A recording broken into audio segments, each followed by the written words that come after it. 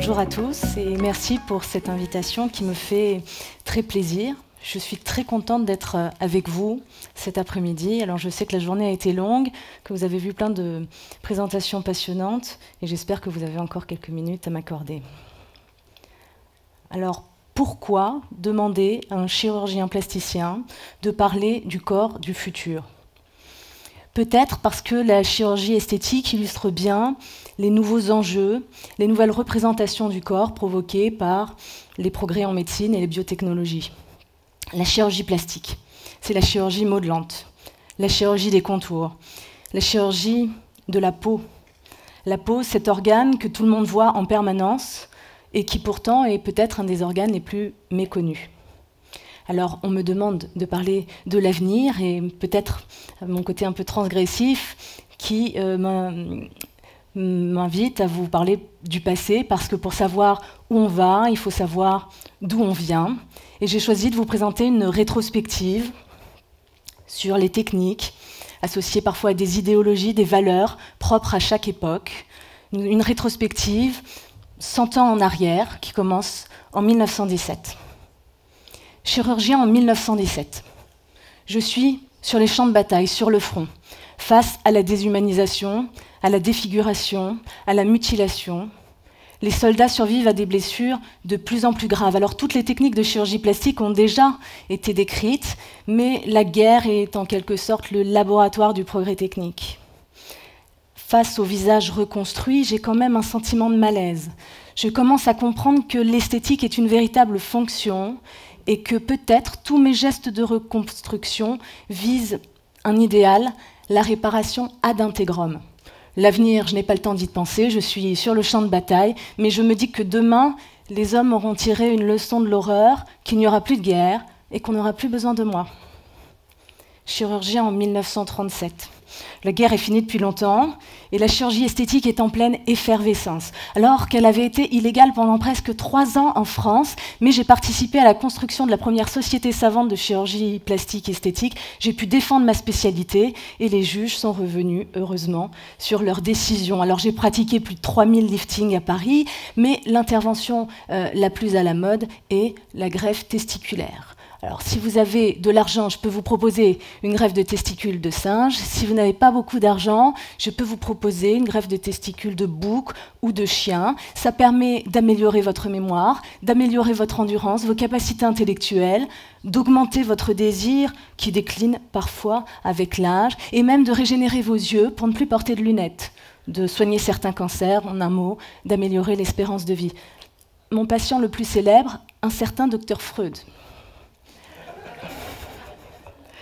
Alors, la chirurgie esthétique est en pleine effervescence, mais la chirurgie de réparation ne désemplit pas pour autant. Et grâce à l'industrie automobile, on a beaucoup d'accidents de la route et les blessures les accidents de voiture produisent des blessures presque aussi graves que les blessures de guerre. L'avenir, eh bien pour moi, c'est la démocratisation de la beauté.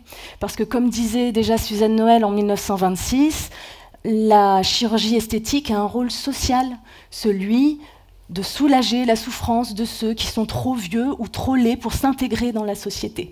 Alors bien sûr, certains pensent que la chirurgie esthétique est foncièrement immorale, puisqu'elle permet aussi de dissimuler les criminels ou bien de cacher ses origines ethniques. Chirurgien en 1957. Là encore, j'ai tiré une grande leçon de la guerre, qui n'est pas si lointaine. J'ai réalisé des milliers de greffes de peau, prélevées sur des cadavres pour soigner les soldats blessés et leur faire des véritables pansements biologiques. J'ai pu observer des mécanismes de rejet et maintenant j'ai une certitude, les greffes d'organes sont possibles et la barrière est biologique, elle est immunologique. D'ailleurs, j'assiste à la naissance d'une technique réellement révolutionnaire, la microchirurgie, qui permet, à l'aide d'un microscope, de connecter des vaisseaux de très petit calibre et donc de réaliser des réimplantations de membres, qui est un vieux rêve ancestral. Je peux vous réimplanter des jambes, je peux vous réimplanter des bras, des mains, des doigts. Et si je peux faire des greffes de peau, si je peux réimplanter des membres, eh bien c'est que la greffe d'organes est possible. Et d'ailleurs, on voit apparaître les premiers médicaments immunosuppresseurs. Et un de mes collègues, le docteur Marcus, vient même de réaliser la première greffe de cœur prélevée sur un singe et greffée à un enfant atteint d'une maladie cardiaque incurable. Et demain, on pourra changer votre cœur, trop vieux et trop usé, pour un cœur tout neuf à la place.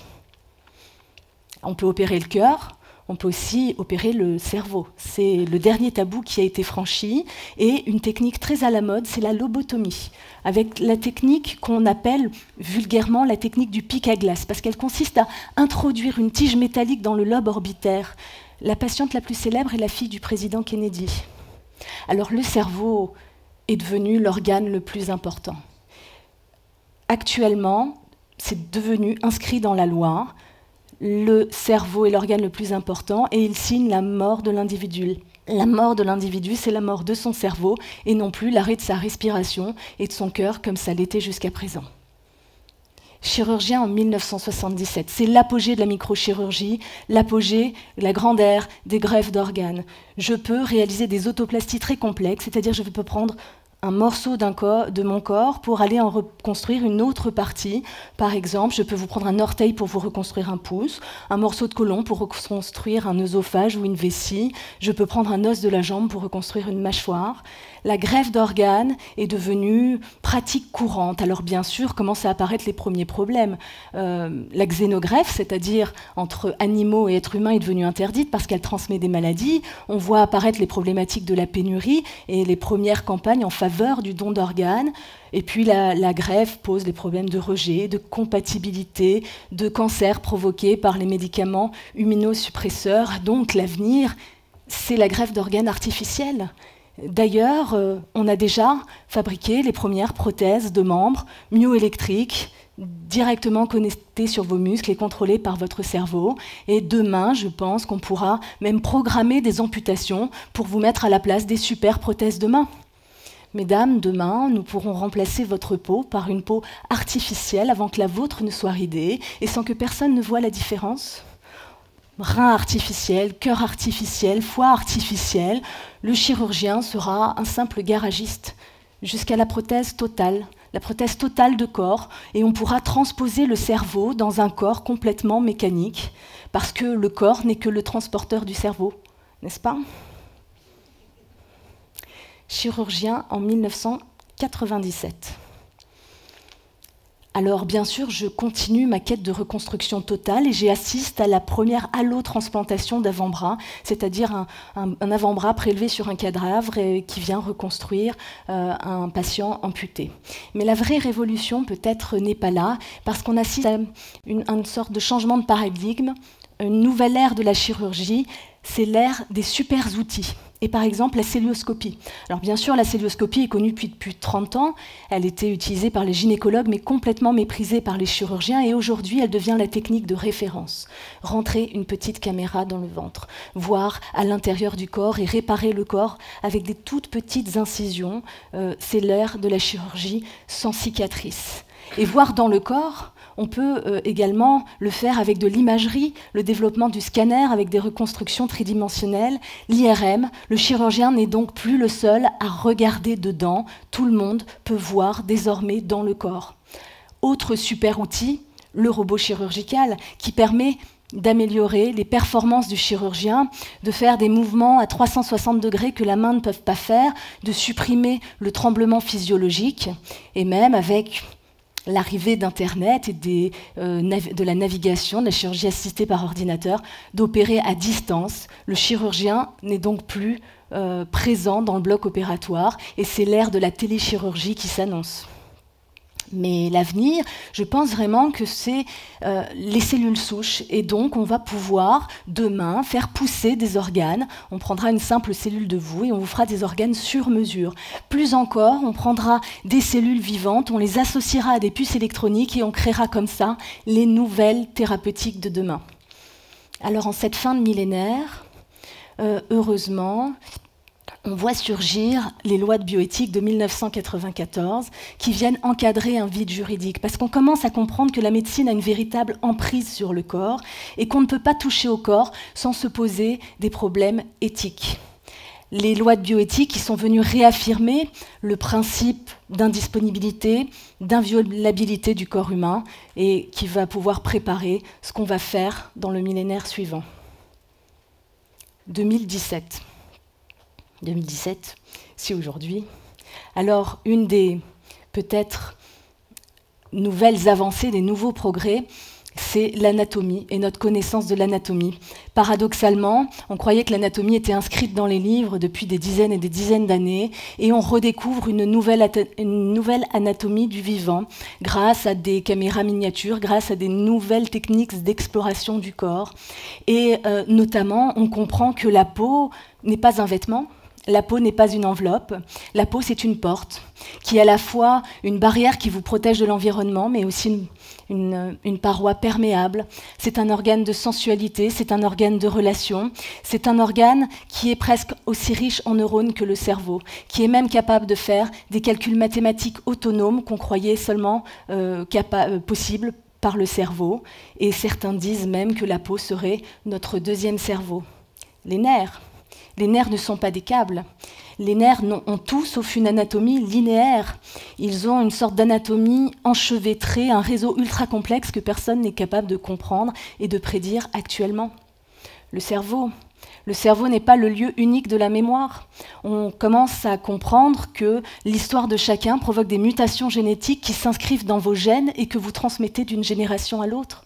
Et puis, comment expliquer la plasticité cérébrale, comment expliquer la plasticité corporelle et les capacités d'autopoïèse, c'est-à-dire ces capacités du corps à se réparer lui-même, à se régénérer lui-même, à se retransfigurer lui-même en permanence. 2017, c'est aussi, en termes de chirurgie, une époque où, paradoxalement, on simplifie les procédures chirurgicales. Hier, on faisait de la chirurgie à cœur ouvert. Aujourd'hui, elle trouve de moins en moins d'indications parce qu'on va aller passer une petite endoprothèse dans l'artère et venir réparer le cœur de l'intérieur. L'ère de la microchirurgie, qui était très à la mode, est de moins en moins pratiquée parce que les procédures sont longues et sont coûteuses. Les réparations complexes de la paroi thoracique, où on démontait les côtes pour faire des réparations très difficiles. Aujourd'hui, on va fabriquer une prothèse en silicone sur mesure avec des imprimantes 3D. Les reconstructions très complexes ont été remplacées par des procédures où simplement on fait des transferts de graisse pour remodeler les contours, redessiner les formes, réparer. En quelque sorte, nous sommes en train de sortir de l'ère de la réparation qui paraît même archaïque et rentrer dans une nouvelle ère, peut-être, celle de la régénération. Et je reprends mon anti-sèche. Du coup, demain, ce qui est sûr, c'est que quoi qu'on prédise, on va se tromper sur ce que sera la chirurgie de demain. Parce que le progrès surgit toujours là où on ne l'attend pas, et avec lui des questions. Mes questions, les questions que je me pose et les questions que je vous pose. Chirurgien en 2037, j'ai 30 ans d'expérience. Je suis dans une époque où la chirurgie a presque complètement disparu. Je suis le nouveau gardien du corps. Et vous venez me voir à ma consultation et je me demande qui sont les prédateurs de votre corps, qui sont les prédateurs du corps humain, et quelles sont leurs motivations réelles? La bienfaisance ou des enjeux économiques dissimulés? Je me demande, et je vous demande, comment protéger votre corps? Comment protéger le corps humain? Car je me souviens que l'histoire du XXe siècle est pleine d'anecdotes sur les expérimentations sur le corps, les superprothèses, les nanotechnologies, le corps hybride.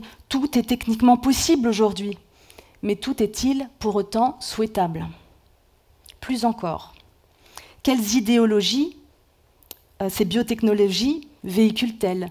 Sur quelle idéologie du corps? Sur quelle idéologie sociale s'appuient-elles?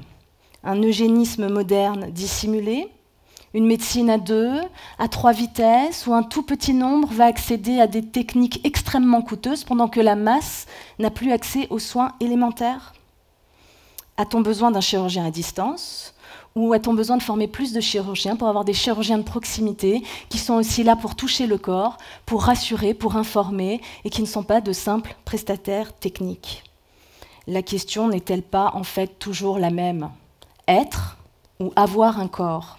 En d'autres termes, le corps est-il la souche identitaire de l'homme ou est-il un bien comme un autre dont on peut disposer, qu'on peut échanger, qu'on peut vendre? Hier, on voulait transposer un cerveau organique dans un corps mécanique. Aujourd'hui, on veut transposer un cerveau devenu mécanique ou téléchargé sur un ordinateur, lui-même transposable dans un corps de substitution, lui-même substituable à l'infini. N'est-on pas toujours dans le même imaginaire? Est-on sûr de ne pas ouvrir une boîte de Pandore avec son propre lot de souffrances? On sait que le virus du sida est un virus de singe à la base, que l'histoire du XXe siècle est bourrée d'exemples plus ou moins obscurs de greffes entre des singes et des êtres humains ou des procédures un peu occultes. Le surgissement d'un tel virus est-il un simple hasard? Qui va tester les biotechnologies de demain pour savoir si elles sont réellement efficaces? Sur qui va-t-on tester les biotechnologies de demain pour savoir si elles sont réellement un pas vers l'amélioration de la condition humaine, vers le soulagement de la souffrance? La frontière entre mutilation du corps et transformation du corps est-elle claire? Est-elle bien définie? Qui va évaluer les hybridations expérimentales sur le corps? Des hybridations qui seront peut-être irréversibles. Et comment évaluer les hybridations expérimentales? Sur quels critères les évaluer? Comment les tester? Sur qui les tester? Sur vous? Je vous remercie pour votre attention.